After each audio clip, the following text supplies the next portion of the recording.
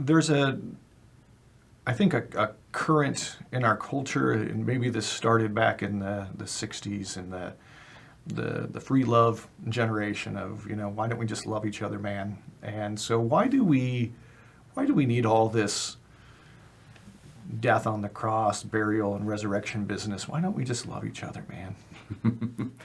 This why don't we love each other and usually goes hand in hand with, we just need to be good and, things of a sort. And unfortunately, you've got to define what being good is or what just good is.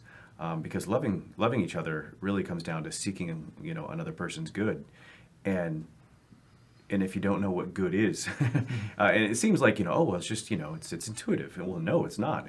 How we each might come around to defining good gets really skewed. And especially one thing that's known of human history is that we have a penchant for being selfish, and how I define good is usually looked at through the lens of what's good for me. Right. Yeah, I think it's easy to define love as what feels good to me. It's easy to define good as what pleases me.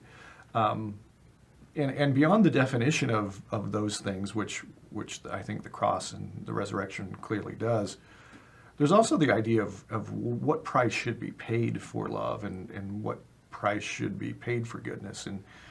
And how does the cross and the resurrection deal with that issue?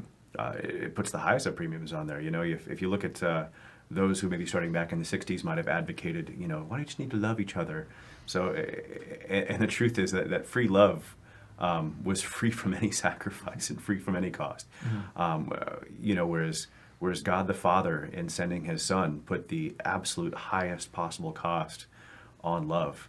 And the truth is, love that comes without any sacrifice really isn't love to begin with and has very little value. Right. And so the free love really became just a way of rebranding selfishness. And it seems like that came as a response to, what's often called the Greatest Generation, the World War II generation. And what was happening there between those two generations? Why did we get this response of free love, just kind of a rebranding of selfishness that occurred? What was it that they were rebelling against? Yeah, I don't know if I know all the dynamics, but you had a generation that came out of the suffering of both the Great Depression and World War II, and I think they tried to pass on something far easier and with far less suffering to their children. Mm-hmm. And often that came in kind of this pursuit of the material. Mm-hmm. And I think that just kind of rang hollow for a generation, and they were looking for something more, and they were unfortunately looking not in the best of places. Right. Yeah, and I think that there was kind of this idea of, well, you talk about sacrifice and duty because that's a lot of what that generation went through. The call to go to war and the call to sacrifice for that, and the things that they went through, and the idea was maybe perhaps, well, what did you get out of that, and what was the reward for that, and so we have this idea that I pursue selfishness because there's a great reward, and I'll eschew sacrifice because, well, obviously there's no reward in that, and so the resurrection becomes something kind of important following the cross, because it shows that maybe sacrifice isn't just a one-sided affair. And what is it that you think that maybe that generation could have learned from the cross being followed by the resurrection? I guess ultimately that the rewards we do receive, in some sense, are eternal. If you look at heading towards a destination, the earlier you get off course, the further you're going to end up away from your destination. So whereas the greater fidelity you have early on, the closer you'll end up. And I think the sacrifices that maybe that generation made, understanding that they have an eternal significance, in developing character and in uniting people with Christ, and missing that and not seeing the eternal value of it. Paul put it well, I think. He said, if all we have is what's in this life, then we are of all men most miserable. And it's only in light of eternal life that the suffering they endured had great value. When we look at Jesus' resurrection, we talked last time about how his crucifixion fulfilled the Old Testament and fulfilled his ministry, how does the resurrection fit into those two aspects of what we've been studying? How does it kind of fulfill what the Old Testament is about, and how does it fulfill really what his ministry is accomplishing?